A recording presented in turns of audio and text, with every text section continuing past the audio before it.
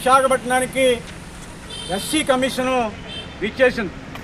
ఈ ఎస్సీ కమిషన్కి తన గోరు చెప్పుకోవాలని అటు విజయనగరం నుండి ఇటు కాకినాడ జిల్లా నుండి విశాఖపట్నం అనకాపల్లి జిల్లా నుండి అనేక మంది బాధితులు విదసం ఐక్యవేదిక తరఫున ఇవాళ కమిషను సభ్యులు వడ్డేపల్లి రామచంద్రని కలిసి మా సమస్యను వివరించడం జరిగింది.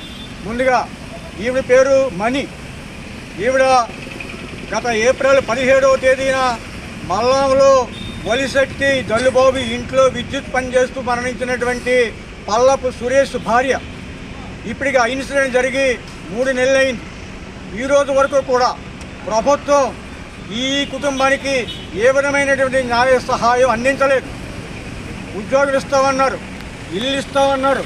ఈరోజు కూడా ఈ కుటుంబం వైపు ప్రభుత్వం కళ్ళెత్తి చూడలేదు. పైగా ఈ కుటుంబం పవన్ కళ్యాణ్ గారి కుటుంబం, జనసేన కుటుంబం.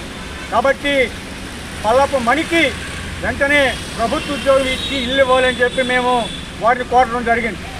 ఈవిడ ఉప్పాడ గౌరీశంకరు తల్లి. గౌరీశంకరు గత సంవత్సరం జూలైలో జైల్లో మరణించాడు. ఆయన మరణానికి కారణం జైలు సిబ్బంది, వార్డర్లు, జైలు అని చెప్పి అంతర్గత నివేదిక బయటపెట్టింది. ఈరోజు వరకు వారి మీద చర్య తీసుకోలేదు. ఈ అమ్మకి జైల్లో చనిపోతే వచ్చేటువంటి నష్టపరిహారం కూడా ఇవ్వలేదు. ఆ చావు మీద సహజంగా జరగాల్సినటువంటి మెజిస్ట్రేట్ ఎంక్వైరీ జరగలేదు. ఇక ఇటువైపు ఉన్న గుడ్డిప బాధితుడు. గుడ్డిపులో 100 ఎకరాల భూమి 33 మందికి చెందింది. ఆ భూమి మీద విశాఖ కలెక్టర్ నివేదిక ఇచ్చి 4 సంవత్సరాలు అయింది. ఈ రోజుకు కూడా ఆ భూముల్ని వారికి స్వాధీనం చేయలేదు. అంటే రాజ్యాంగబద్ధంగా ఏర్పడినటువంటి 338 ఆర్టికల్ ప్రకారం ఏర్పడినటువంటి ఎస్సీ కమిషన్కి సంపూర్ణ హక్కులు ఉన్నాయి.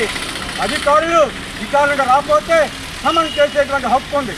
అలాంటి సంస్థ కొన్ని ఆదేశాలు జారీ చేస్తే ఈ రోజు వరకు కూడా వాటిని పట్టించుకోలేదు కొంతమంది అధికారులు.